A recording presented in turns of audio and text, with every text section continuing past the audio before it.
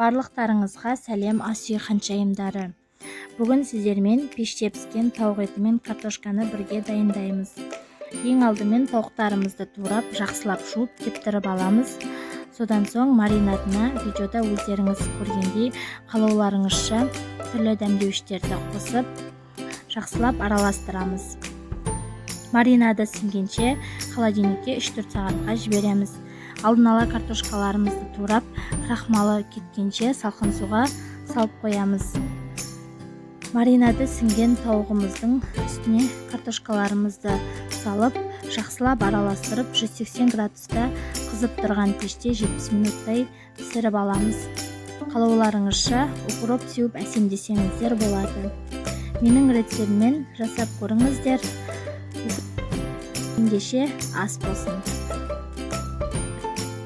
Каналыма тіркеліп, лайк басып, комментария қалдыра кетіңіздер.